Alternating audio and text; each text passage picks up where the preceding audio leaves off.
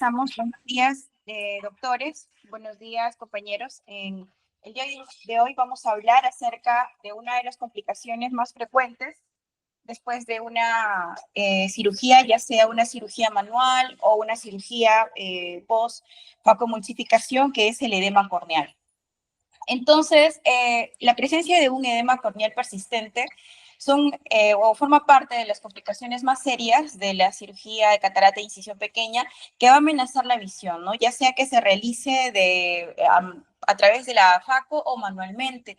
Y en sí su etiología va a ser multifactorial. Dentro de las que se mencionan, por ejemplo, en pacientes que tienen o presentan patología de la córnea preexistente, por ejemplo, pacientes que tengan antecedentes de córnea gutata o bajo conteo celular, pacientes que durante la cirugía se ve que el núcleo marrón o avanzado o duro rosa o rasca el endotelio, ocasionando una pérdida de células endoteliales, pacientes que intraoperatoriamente han sufrido desprendimiento de la membrana de Descemet o alguna lesión causada por algún instrumento bajo un contexto de una cámara anterior plana. También como causas están la pérdida de células endoteliales causadas por una rústica incisión interna, generalmente por un queratótomo, romo, o toxicidad inducida por instrumentos esterilizados con SIDEX, ¿no? Que es un desinfectante de alto nivel que en pacientes en donde se esteriliza porque generalmente se hace con este tipo de solución, con este tipo de desinfectante y no se enjuaga posteriormente el instrumento, podría ocasionar toxicidad. Y la introducción de pilocarpina en la cámara anterior también se ha visto que puede producir edema, ¿no? Además de una iridiociclitis severa con reacción en la cámara anterior. Pero, ¿cuál es la etiopatogenia de esta complicación, no? Como sabemos, la transmisibilidad de la luz a través de la córnea se ha atribuido a múltiples causas, como por ejemplo la disposición reticular especial que tiene de fibrillas de colágeno, especialmente a nivel de lo que es el estroma, ya que esta disposición va a minimizar la dispersión de la luz, ¿no? Y su interferencia. También se dice que la córnea se mantiene en un estado relativo de deshidratación. Básicamente se da esto a nivel endotelial por una serie de bombas moleculares que se van a encontrar acá, como podemos ver en la imagen, además de moduladores químicos y propiedades de unión celular, ¿no? Entonces, estas bombas moleculares van a actuar a través de transporte de agua desde lo que es el endotelio corneal hacia lo que es el humor acuoso, dando como resultado este estado de relativo de deshidratación. Entonces, cualquier factor, ¿no? O causa anteriormente mencionada que altere o lesione a este nivel o a otros niveles que vamos a ver, la córnea va a causar lo que es el edema corneal por una falla de la bomba endotelial tras la cirugía, ya sea por una lesión mecánica, química, infección, inflamación o ya que el paciente haya tenido un compromiso endotelial preexistente. Dentro de los factores de riesgo, bueno, según un artículo revisado dada por Sharma en el 2017, clasifican los factores de riesgo en tres fases, ¿no? Preoperatorio, intraoperatorio y posoperatorio. Dentro de los preoperatorios podemos ver algunas características de los pacientes a modo de antecedentes que podrían nosotros aumentar la probabilidad de pensar que pueda ser un edema corneal. Por ejemplo, tenemos los distintos tipos de distrofias endoteliales, ¿no? El distrofia endotelial hereditario congénito, el distrofia de Fuchs, el síndrome iridocorneal endotelial y la distrofia polimórfica posterior, endotelial polimórfica posterior, ¿no? Dentro de estas, el síndrome, por ejemplo, iridocorneal endotelial, ¿no? Es un trastorno endotelial que está causado por la formación de células endoteliales anómalas, ¿no? Y dentro de sus formas clínicas tenemos tres tipos, ¿no? Los nódulos iridianos o la presencia de células endoteliales anómalas o síndrome de Chandler. como podemos ver aquí, y la atrofia progresiva del iris, como podemos ver aquí. Dentro de las tres formas clínicas, el síndrome de Schnabel es el que más que todo se ha visto en relación con la formación de un edema corneal temprano, y los pacientes pues que tengan o hay alguna sospecha de esta patología, se puede ver, ¿no?, que después de una cirugía van a formar tipo un edema corneal tipo plateado, martillado, al examen de la lámpara de hendidura, y se presenta de forma bien temprana, ¿no? También tenemos, por ejemplo, pacientes que tengan antecedentes de pseudosfoliación. Se dice que este material pseudosfoliativo puede agregarse, ¿no?, o estar agruparse dentro de las células endoteliales, perdón, depositarse allí, ¿no?, causando una célula o una capa endotelial irregular, ¿no?, o discontinua. También la presencia de cataratas duras, como ya había mencionado anteriormente, los núcleos marrones pueden rozar, ¿no?, las células endoteliales, disminuyendo su conteo al momento de poder, al momento en donde nosotros luxamos o querer sacarlas, ¿no?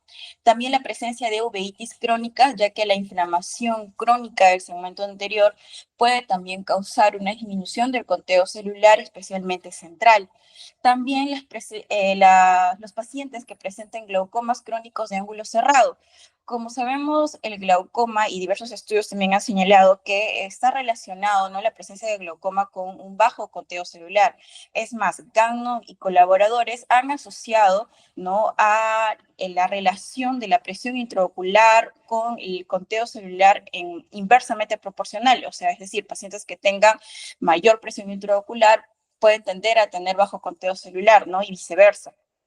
También he señalado en diversos estudios que incluso la cantidad de medicamentos para el glaucoma está en Ceci, relación también con el conteo celular. Se Ceci, ha visto, sí, Ceci, disculpa que te interrumpa. ¿Puedes aceptar a los que quieren ingresar, por favor? a ver, doctor.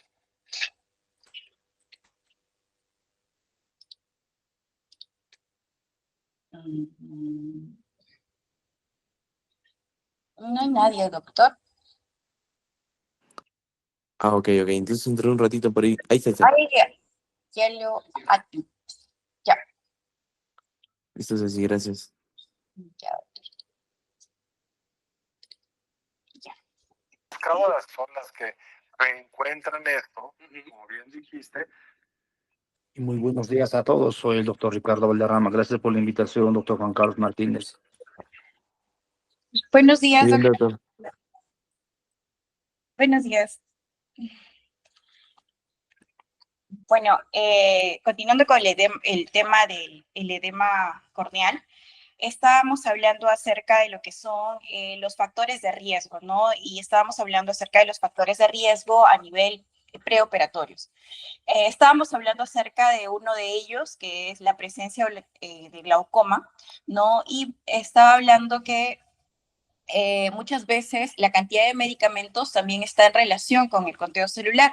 Se ha visto mediante diversos estudios que, por ejemplo, los pacientes que se apliquen 3 o 4 medicamentos a más para poder controlar el glaucoma, se ha visto que presentaban menos conteo celular en comparación de pacientes que usaban solo 1 o 2 medicamentos. También uno de los factores en cuanto al glaucoma que está en relación con el bajo conteo celular es el tiempo del ataque de sierra angular que han tenido. Por ejemplo, se comparó 2 grupos, ¿no?, en un estudio que pude leer, que fueron los pacientes que presentaron un ataque de sierra angular menos de 72 horas y mayor a 72 horas, ¿no? Los pacientes que presentaron menor a 72 horas más o menos tuvieron un promedio de células endoteliales de 2000, en comparación con pacientes que presentaron un ataque de cierre angular mayor a las 72 horas, que llegaron a presentar un conteo celular de hasta 700, ¿no? Entonces, la magnitud, ¿no?, de la pérdida de células endoteliales va a estar en relación, ¿no?, con el grado o el nivel de la presión intraocular que puede elevarse, ¿no?, en este tipo de pacientes, por lo que hay que tenerlo muy en consideración en antecedentes para pacientes que van a realizarse este tipo de cirugías, ¿no? También está lo que le había mencionado, lo que es el trauma, ¿no? Del endotelio corneal, que puede darse en diversos pasos en la cirugía de cataratas, lo vamos a ver más posteriormente. A nivel intraoperatorio tenemos los instrumentos los instrumentos que pueden causar algún trauma, soluciones de irrigación que pueden ser algunos tóxicos, ¿no? Como por ejemplo es el desinfectante que había mencionado. El uso excesivo del poder del FACO también está en relación, y como lo sabemos ampliamente, se dice de que, o como sabemos, este poder, ¿no? El FACO que se usa, esta energía que se usa para poder destruir la catarata, daña las células endoteliales mediante la formación de diversos radicales libres, ¿no? Que son tóxicos para las células endoteliales. Entonces, se ha visto que algunos factores pueden proteger a las células endoteliales absorbiendo, digámoslo así, estos radicales libres o evitando su daño. Y estos son, por ejemplo, que se encuentran, ¿no? Algunos ya se encuentran en la córnea, por ejemplo, el glutatión reducido, el calcio, la adenosina, el hialuronato de sodio y el ácido ascórbico, ¿no? Como factores protectores. Por lo que se aconseja que se puedan incluir muchos de ellos durante la cirugía. Por ejemplo, hay algunas soluciones, ¿no? Que contienen, por ejemplo, el BCS o los viscoelásticos, que contienen el viscoelástico, ¿no? Que contiene hialuronato de sodio, que actúa a modo de factor protector contra estos radicales libres que se generan en la facomulsificación. También tenemos la toxicidad dada por algunos fármacos, como por ejemplo le había mencionado la pilocarpina, que se ha detallado que también podría estar asociado a esto. El desprendimiento de la membrana de DSM también se ha detallado, ¿no? Que generalmente causa un edema localizado. Y se va a dividir básicamente en planares y no planares, ¿no? Por ejemplo, los planares son los que presentan una separación del estroma y la DSM menos a 1 milímetro, y los no planares mayor a 1 milímetro, ¿no? También se van a dividir si es que si se encuentra algún factor enrollados o no enrollados, si son localizados o es difuso total, ¿no? Entre otros. También otro de los factores están relacionados al INTE, ¿no? Dentro de los factores de riesgos postoperatorios están, por ejemplo, la presencia de vitrio en cámara anterior, lentes intraoculares que tengan toque endotelial, el síndrome de segmento anterior, tóxico de segmento anterior, ¿no? Que es bastante en relación a pacientes que presenten edema corneal. Es un tipo de inflamación estéril de segmento anterior que principalmente se presenta, ¿no? Dentro de las 12 a 48 horas después de la cirugía. Y hay que diferenciarlo de lo que es una endoftalmitis. Vamos a hablar posteriormente también de eso. Presiones intraoculares elevadas, inflamación crónica, el síndrome de Brown-McLean, que es un síndrome raro que se presenta en adultos mayores, especialmente mayor a 60 años, ¿no? Que se ha detallado, que se ha visto que puede presentar muchos años después de una cirugía de cataratas, ¿no? Y se caracteriza porque hay la presencia de un edema corneal periférico que respeta la córnea central. Su causa no está tan bien detallada, no han encontrado un gen causal específico para este tipo de síndrome, pero se ha visto que puede estar en cierta relación con alguna predisposición familiar, pero no se ha encontrado todavía un gen o una causa específica, ¿no? Y por último tenemos fuga de heridas, una cámara anterior poco profunda como factor de riesgo o la presencia de hipotonía.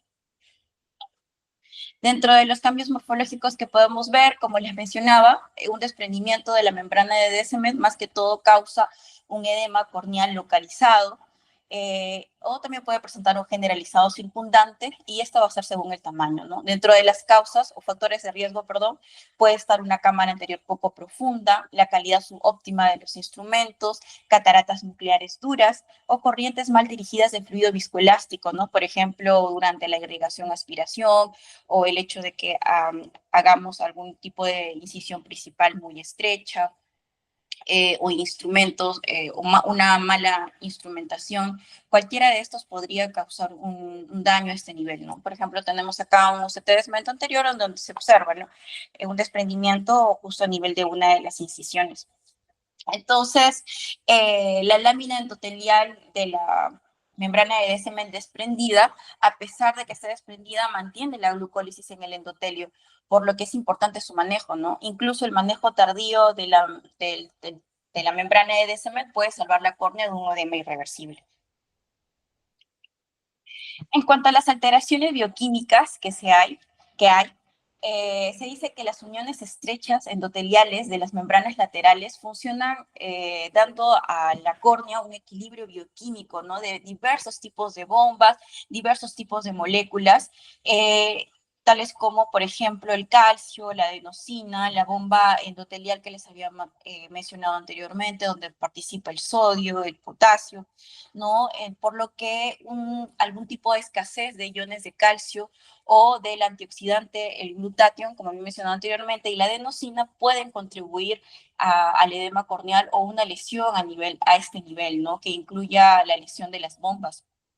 También se ha visto de que otro tipo de moléculas o sustancias están asociadas con este tipo de complicación, como por ejemplo el papel de las aquaporinas, ¿no? Se ha visto una disminución de la aquaporina 1 y aumento de la aquaporina tipo 3 y tipo 4 en pacientes con edema corneal, y también una alteración del nivel de integrinas a través de la sobreexpresión del factor de crecimiento similar a la insulina tipo 1, interleucinas tipo 1, factor de crecimiento transformante beta o factor de crecimiento óseo tipo 4.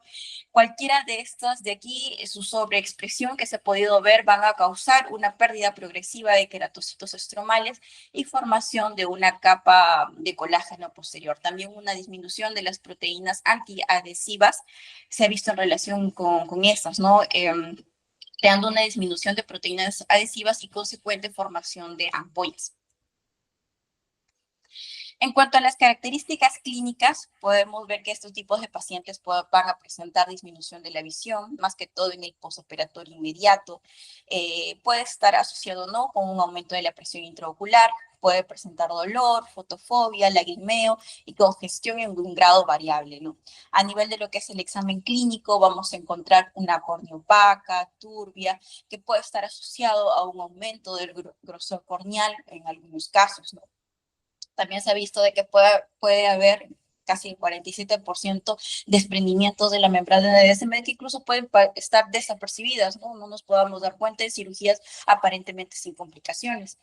En pacientes en larga data ya se puede evidenciar, ¿no? Cicatrización, microquistes, un edema estromal muy severo con formación de ampollas. En cuanto al diagnóstico diferencial, hay que descartar, ¿no?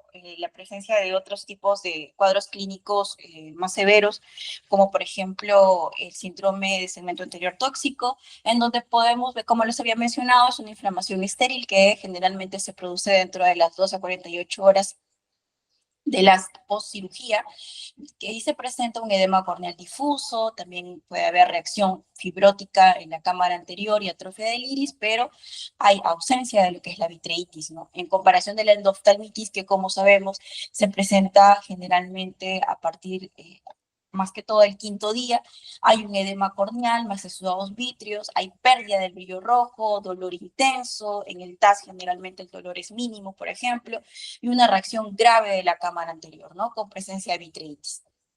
También hay que diferenciarlo de lo que es la presencia de endotelitis herpética, en donde el paciente tiene pérdida de la sensibilidad corneal, hay un edema corneal, pero este es localizado. También podemos ver las clásicas huellas herpéticas y pacientes que hayan tenido antecedentes de ataques recurrentes en el pasado. Dentro de los exámenes auxiliares tenemos, por ejemplo, la paquimetría, que nos va a ayudar a poder estimar la gravedad del edema corneal midiendo su grosor, la microscopía especular, en donde podemos ver dos factores, como por ejemplo el área celular media y la densidad celular media, que aumentan y disminuyen respectivamente en casos de pérdidas endoteliales. Y lo más importante, ¿no? Que es el OCT de segmento anterior, que puede ayudarnos, ya que puede medir la arquitectura de la incisión y la paquimetría a nivel de la herida, ¿no? Más que todo nos ayuda cuando tengamos que descartar algún tipo de desprendimiento de la membrana de Descemet, porque nos ayuda a determinar el área y el tamaño del desprendimiento, el grosor corneal y el grado de cicatrización. En cuanto al manejo del edema corneal tras la cirugía, básicamente va a depender de la causa subyacente y en el momento en donde se produjo el edema, ¿no? Para poder más o menos orientarnos a su manejo. Por ejemplo, según el artículo que revisé, el artículo hindú, va a dividir el manejo de acuerdo al edema si se produjo en el post inmediato cirugía, en el inmediato, o si se produjo en un inicio retardado, le llaman, ¿no? Por ejemplo, si se produjo desde el primer día, ¿no? Más que todo van a tener como causas un trauma endotelial con alteración de su función o por alguna lesión estructural. Por ejemplo, dentro de un trauma endotelial tenemos a la propia energía de la FACO, ¿no? La energía excesiva, a una cirugía larga o a la presión intraocular elevada. Y en cuanto a la lesión estructural, tenemos, por ejemplo, lesiones a nivel de lo que es la Descemet, como el desprendimiento de la membrana de Descemet, algún desgarro que se produce a nivel del endotelio o la Descemet dado por algún instrumento, ¿no? En cuanto a los edemas que se produjeron de inicio retardado, es decir, los edemas que se produjeron después de un periodo de claridad, luego de una cirugía de catarata. Y esto generalmente tiene como causa subyacente una pérdida de células endoteliales, ¿no? Y se va a presentar, por ejemplo, en pacientitos que tengan algún tipo de queratopatía bulosa fáquica o queratopatía bulosa pseudofáquica. Entonces, dependiendo de cualquiera de estos casos, podríamos más o menos orientarnos a su manejo. En pacientes, por ejemplo, que tengan edemas localizados por algún trauma endotelial con alteración de su función, más que todo el manejo es médico, ¿no? Y si es que el edema no revierte a pesar del manejo médico, podríamos pensar en un trasplante endotelial. En pacientes que hayan tenido el edema corneal por alguna lesión estructural específica, por ejemplo, a nivel de la décima o un desgarro, también está indicado lo que es el manejo médico con una cirugía específica, ¿no? Como por ejemplo la inyección intracameral de C3F8. Y en pacientes que ya el edema se ha dado posteriormente un inicio retardado, básicamente está indicado el trasplante endotelial o un manejo sintomático, ¿no? En pacientes o en casos en donde tengamos una función visual pobre.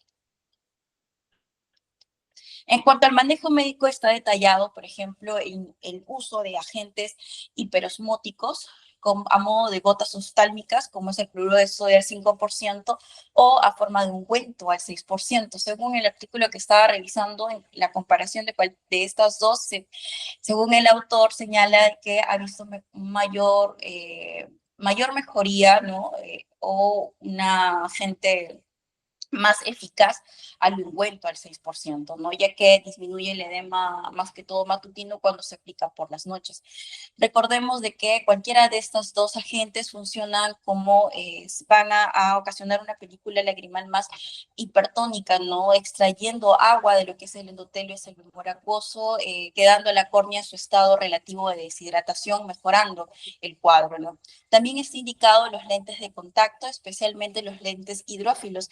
Estos de aquí no van a mejorar el edema, pero sí van a aliviar el dolor, ¿no? Que es generalmente asociado a edemas muy severos con formación de ampollas, ¿no? Si la presión intraocular está elevada, está indicado, está recomendado medicamentos antiglaucomatosos, pero se deben evitar, por ejemplo, los medicamentos como los inhibidores de anhidrasa carbónica, porque se ha visto que esos alteran la bomba endotelial, y también están contraindicados los análogos de prostaglandinas porque podrían exacerbar la inflamación, ¿no? Si es que a pesar de estos medicamentos no logramos controlar la presión intraocular, ya están indicadas opciones quirúrgicas, como por ejemplo la trabeculectomía con mitomicina C o el implante de drenaje, ¿no? En cuanto al manejo quirúrgico, especialmente en los desprendimientos de la membrana de Descemet, en la fase postoperatoria inmediata, están indicados, por ejemplo, la inyección intracameral, ya sea de aire o de gas. muchas veces se puede ver una reinserción espontánea, ¿no? De este desprendimiento, más que todo en los desprendimientos planares, es decir, los desprendimientos que tengan menos de 1 milímetro de separación entre el estroma y la descemet, o los desprendimientos no enrollados, y generalmente puede verse su reinserción espontánea a los pocos días de la cirugía. Sin embargo, en los desprendimientos que sean más extensos, centrales, no planares, o sea, mayor a 1 milímetro, o que tengan bordes enrollados o desgarrados, ya va a requerir cirugía, ¿no? Y la cirugía no, más común, el que más se usa es la desmetopexia con inyección intracameral, que puede incluir aire, líquido o gas. Dentro de los que más se ha visto reabsorción de aire, ¿no? El que es de elección, son dos tipos de gas, ¿no? El perfluoropropano, o llamado también C3F8, generalmente al 14%, o el hexafluoruro de azufre, o el CF6, más que todo al 20%. No son los preferidos. Y también tenemos, o lo que realizamos aquí, por ejemplo, la inyección de aire estéril, ¿no? Vemos, por ejemplo, esta es una imagen de un video, ¿no? En donde pudo verse un edema localizado, y mediante el examen del OCT se pudo ver un desprendimiento de la membrana de descemet justo a ese nivel, ¿no? Luego en sala se manejó con la inyección intracameral del gas C3F8, y se pudo ver, ¿no? Cómo se recuperó la córnea logrando su transparencia posteriormente, y en su examen control de OCT se vio cómo se reabsorbió, ¿no? El aire, y se volvió a su normalidad. Entre otras alternativas está la sutura transcorneal, la queratoplastia endotelial y la queratoplastia penetrante convencional. Doctor, eso sería todo.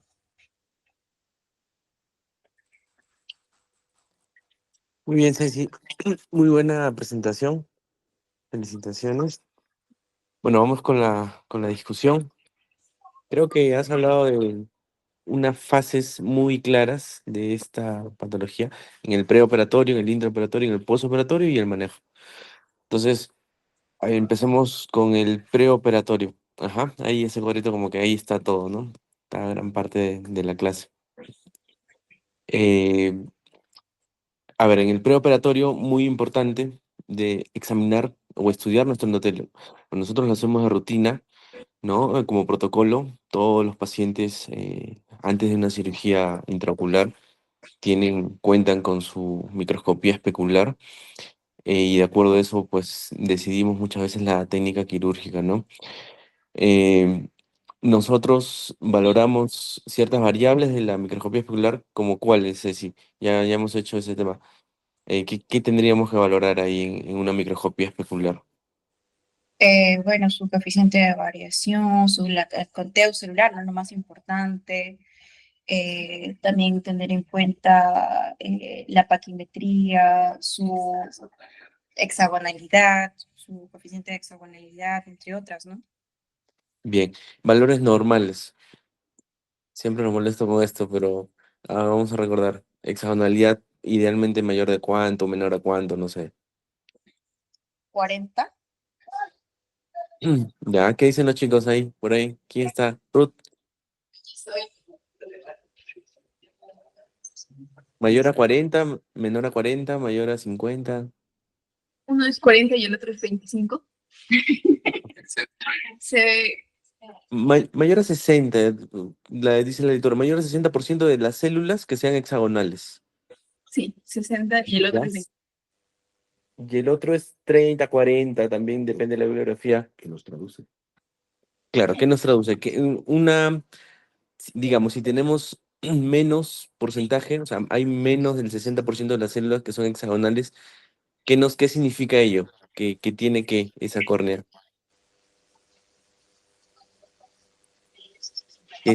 Hay dos términos ahí.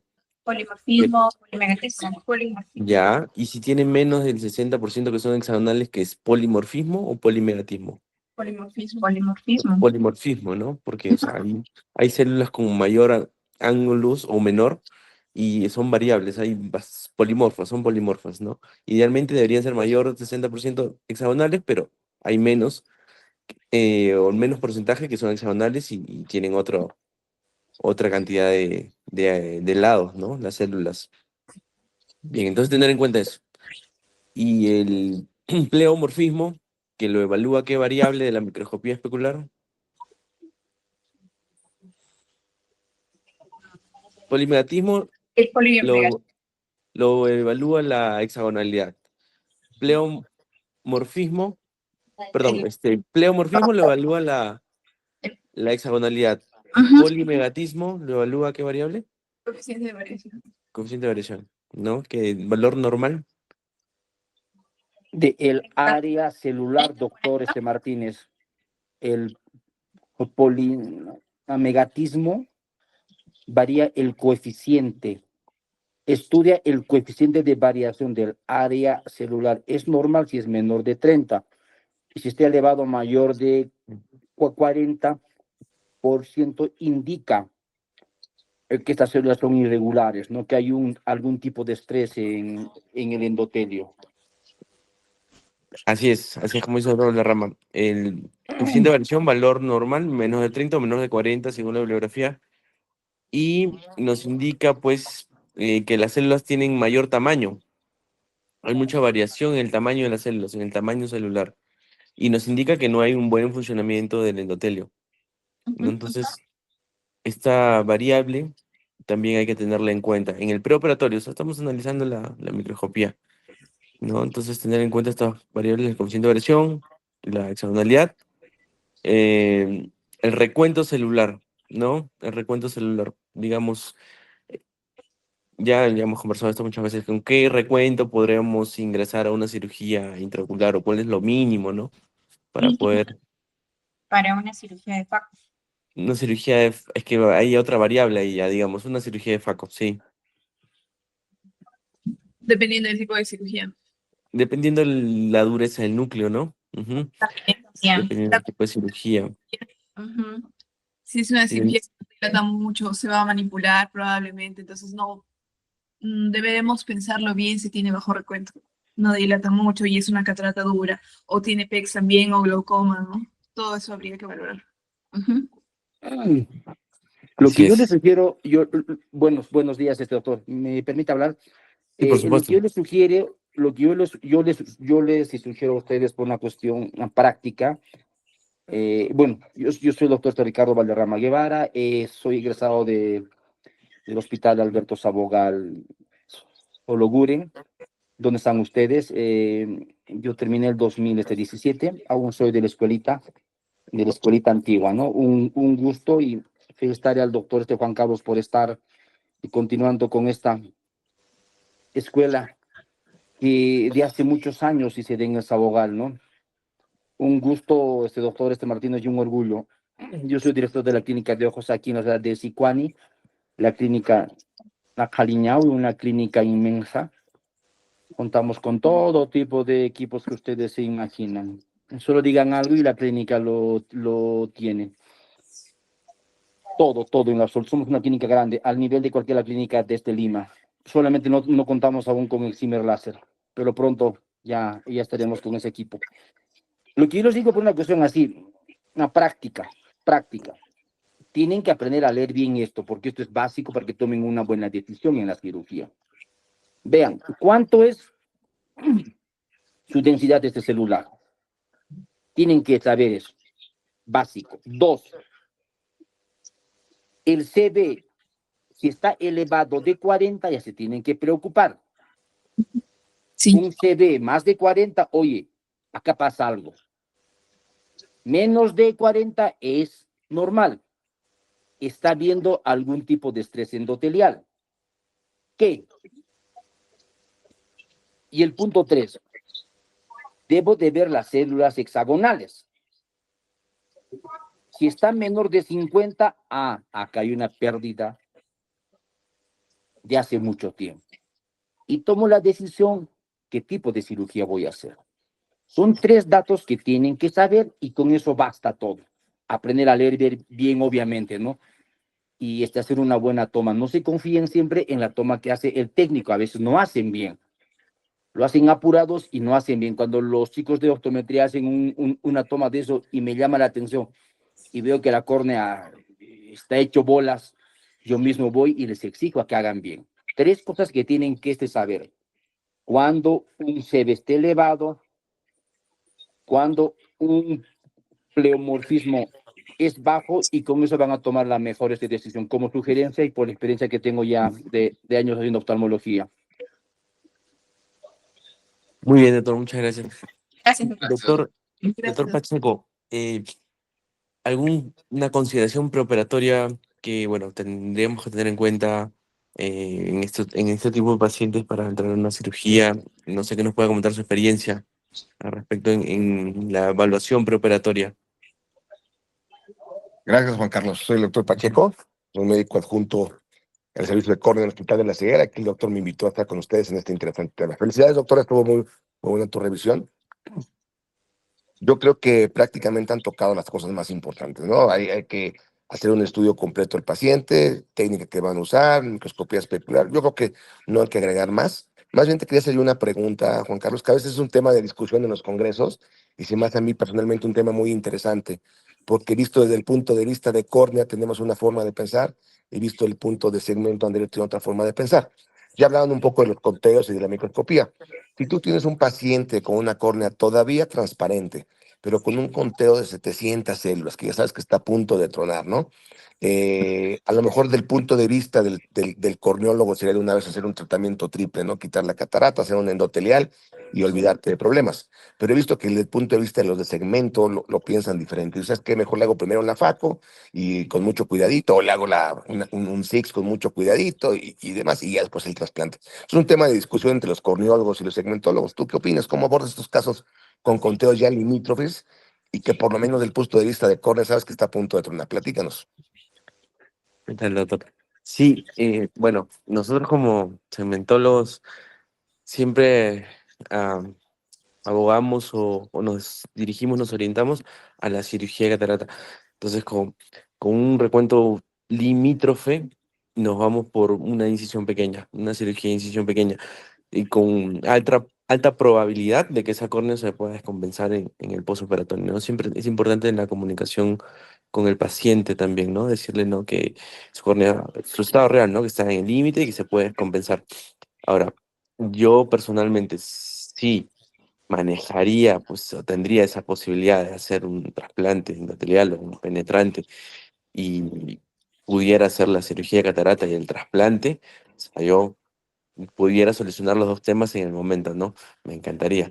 Entonces, bueno, más o menos así es mi manejo porque no domino todavía el otro área de córnea que en algún momento se pueda, y tener el tejido y toda la mano, sería, creo yo, muy bueno solucionar de una sola cirugía ambos problemas, la catarata y el tema endotelial.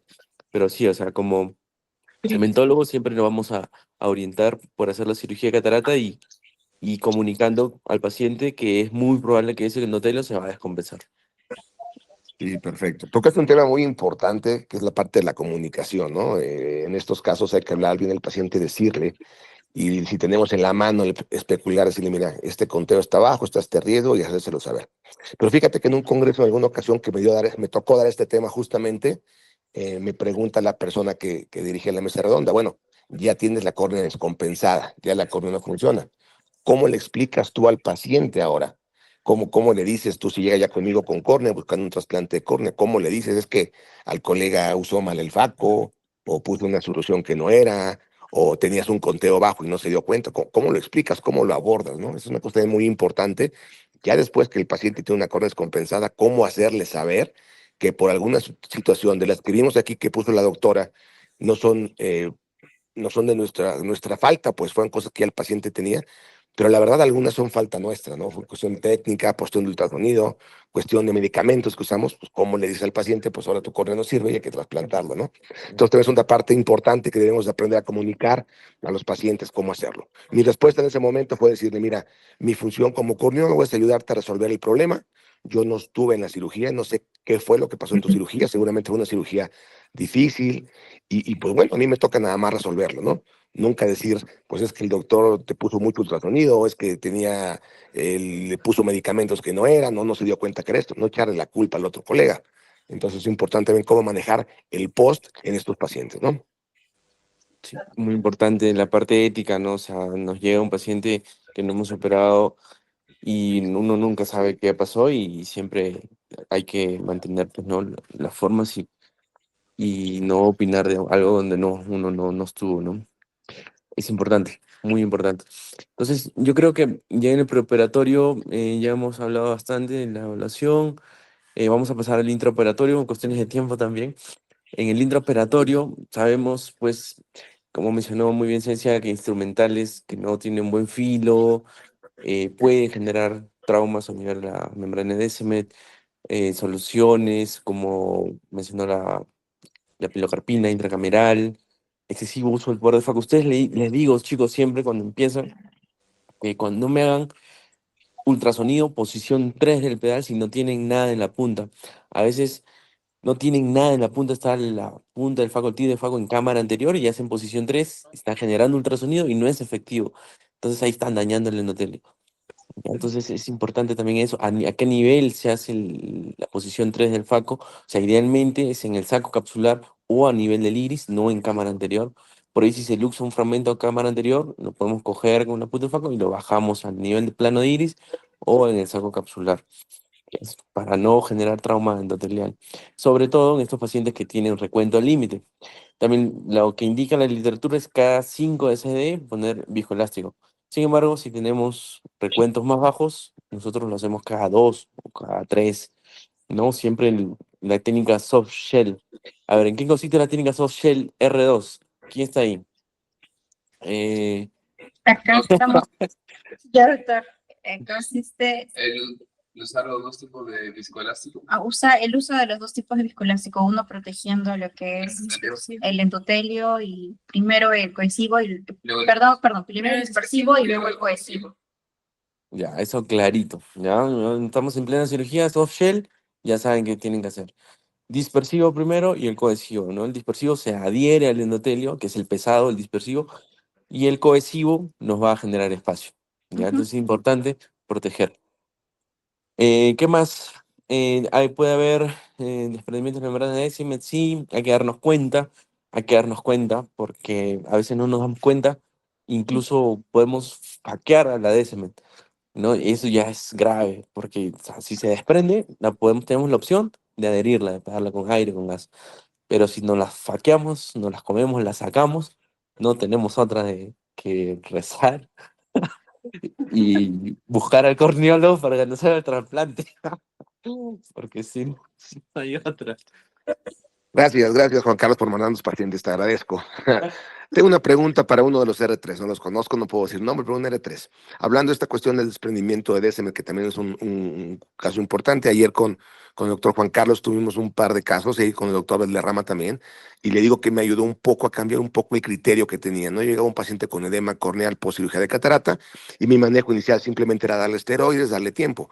Pero ayer o antier, no recuerdo, tuvimos un par de casos por ahí con unos pequeños desprendimientos de Descemet, que la verdad de primera instancia no lo habíamos sospechado.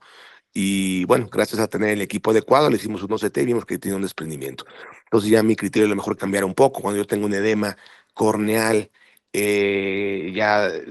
unas semanas que veo que no se da de manera, una semana a lo mejor que veo que no se da de manera convencional, a lo mejor una idea buena sería hacerle un OCT para ver que no va a tener un desprendimiento de Descemet y que por el mismo edema corneal pues no nos permita verlo. Pero bueno, un R3 entonces. Aquí estoy, En lo que- doctor. Perfecto, doctora. Dime, por favor, entonces, si ya tienes un desprendimiento de DSM, ¿por Sí, qué pudieras decidir o qué te haría decidir o cuáles son los criterios o cuál es la diferencia entre inyectarle nada más aire o mejor inyectarle gas? ¿Cuál es la diferencia entre inyectarle uno, inyectarle otro? ¿O qué factor te podría decir mejor inyecto esto o mejor inyecto lo otro? ¿Cuál sería tu diferencia? Porque aquí esto nos va a ayudar a tomar decisiones. Como residentes, a veces te pones, como bien lo hizo la doctora, te pone en la clase ponerle aire o ponerle gas, pero a la hora de enfrentarnos al problema decimos, bueno, ¿qué le ponemos? ¿Le ponemos aire o le ponemos gas? Entonces vamos a tocar un poco ese tema.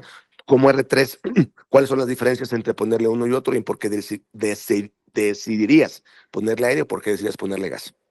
cuando nosotros tenemos un desprendimiento de semen, siempre evaluamos, ¿no? De qué tamaño y evaluamos en un OCT cómo está, cuán separado está de la córnea, ¿no? Por ejemplo, cuando yo tuve un desprendimiento de DSM, tenía un área de por lo menos unos 4 milímetros, era grande y estaba muy separado del estrómano. Entonces, si nosotros, el mismo día de la cirugía, yo lo noté dentro de la cirugía y puse aire. Sin embargo, el aire, a diferencia del gas, se reabsorbe muy rápido, solo dura un día o máximo 2. En cambio, el gas permanece bastante tiempo y permanece haciendo su efecto, permanece empujando la membrana hacia la córnea, ¿no?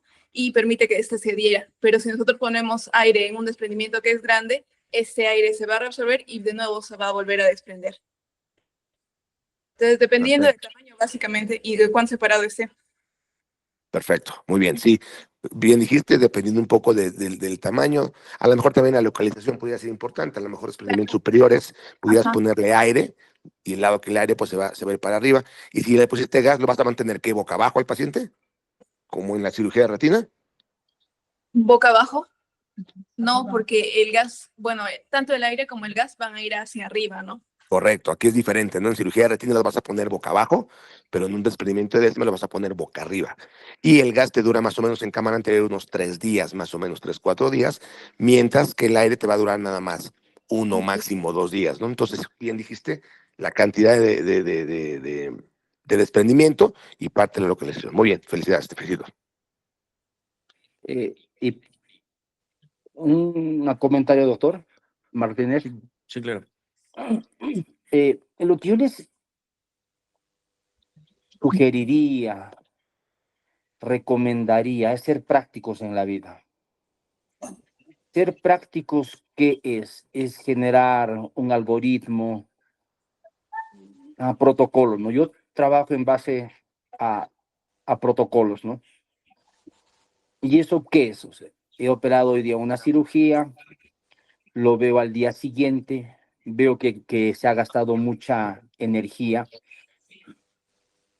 hay edema y de córnea, le empiezo a aplicar su corticoide y cada 2 horas, lo cito a los 3 días,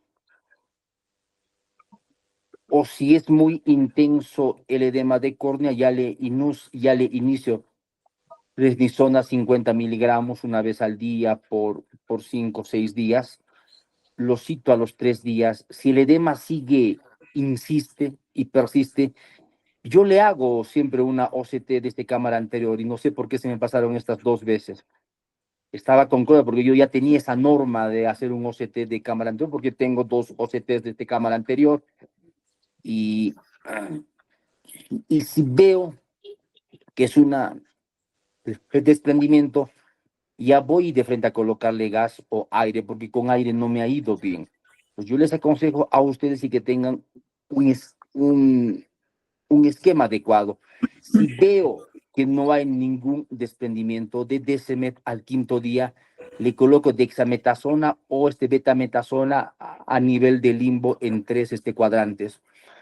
Y la idea es que para el 7.º día esté clara esa córnea y se vaya feliz el cliente. Tienes que resolverlo cuanto antes para que tu cliente se vaya feliz. Muchas veces intervengo al 3.er día si no veo nada en la Desemet y le coloco ese rato de dexametasona o betametasona. En el limbo hacemos una hojita de insulina y la idea es que al 5.º, 6.º, 7.º día el señor esté con una buena agudeza visual. Hay que pensar en el cliente.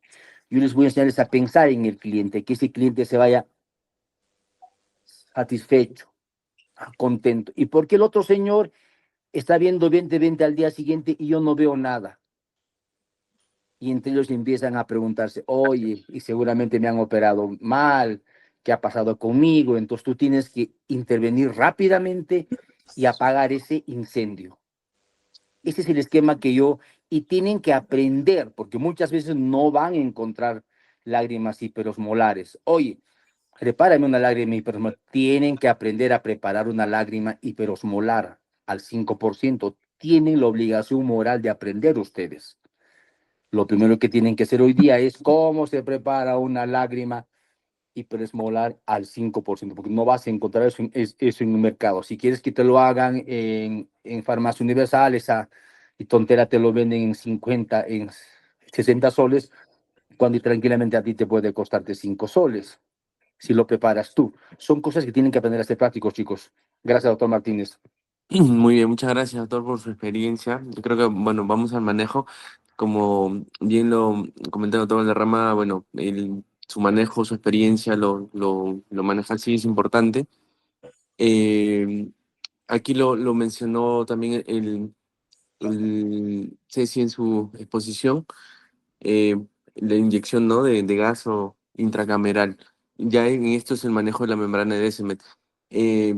Doctor Pacheco, ¿cómo hace el manejo postoperatorio en cirugía de catarata? O sea, ¿cómo maneja el corticoide? O sea, desde el punto de vista de córnea, ¿cómo se recomienda usar al inicio? ¿Cada cuántas horas? ¿Cada hora? ¿2 horas? ¿3 horas? Dependiendo de cómo fue la catarata. ¿Cómo lo manejan ustedes, doctor? O sea, ¿te refieres a un manejo convencional de una FAC Sí, o de una una FAC, catarata? sí. Ok. Generalmente, en términos generales, se maneja un antibiótico y un esteroide combinado.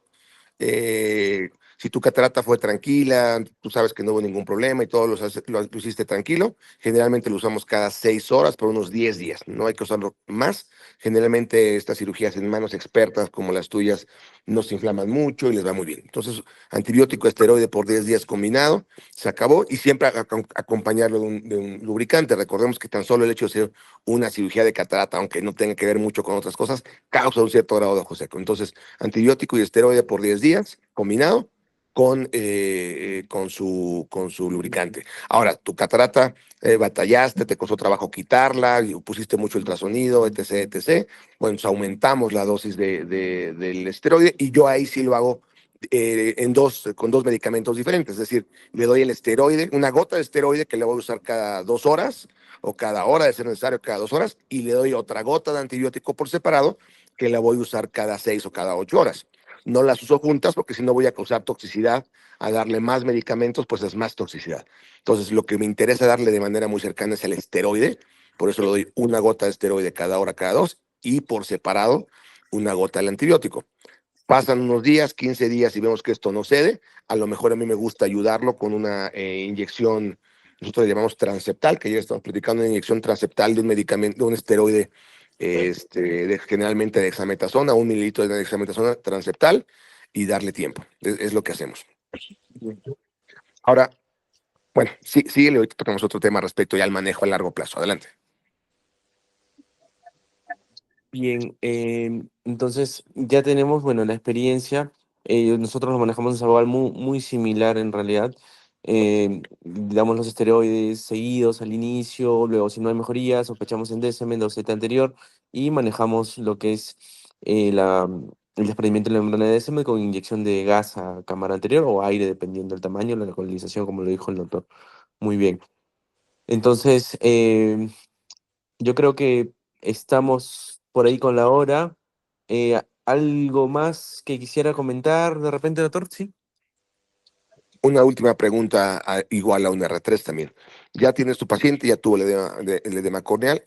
¿Al cuánto tiempo o hay alguna receta, digamos, que tú dijeras, bueno, ya pasó tanto tiempo y la córnea de plano ya no transparentó y ya hay que hacer un trasplante? ¿Cuándo es el momento de decir, hasta aquí acabamos con la... Porque me ha tocado ver pacientes que llevan un año con un edema corneal por cirugía de FACO y le siguen dando esteroides y sabemos que ya no va a remediar. Entonces, ¿cuándo ustedes consideran, ya hay artículos escritos, esto no es una manera personal de pensar, cuando ya está escrito que si una córnea post edema catarata sigue estando edematosa, ya no funciona el endotelio y ya hay que hacer un trasplante? Hasta R3. yo leí que, o sea, podemos hacer el manejo, ¿no? Verlo, estudiarlo, dar corticoides, seguir evaluándolo, pero después de eso ya no va a aclarar. Pero no hay el tiempo, perdón, doctora. 3 meses.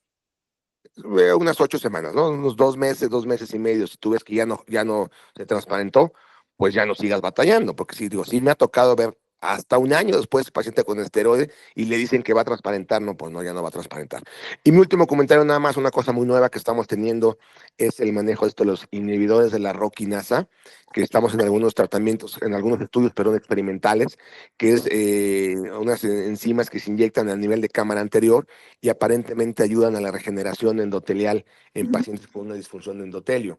Están en protocolos donde más experiencia se tiene estos en Japón. De hecho, se pueden conseguir las gotas de ROCkinasa en Japón. Hay algunos pacientes que lo han conseguido y lo han usado.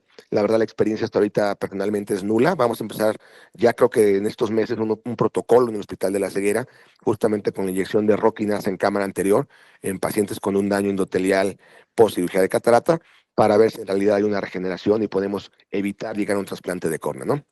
Pues muchas gracias por la invitación, Juan Carlos.